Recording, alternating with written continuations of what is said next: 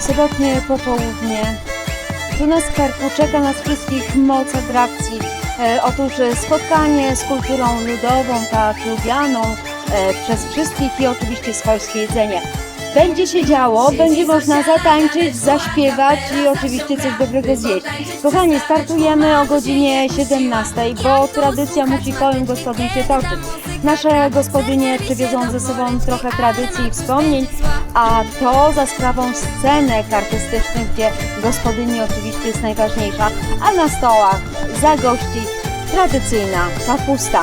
Będzie dobra muzyka folkowa naszych rodzimych zespołów Rogowianki, Korniczanki i oczywiście gwiazdą sobotniego wieczoru będzie znany wszystkim zespół folkowy Buzowianka.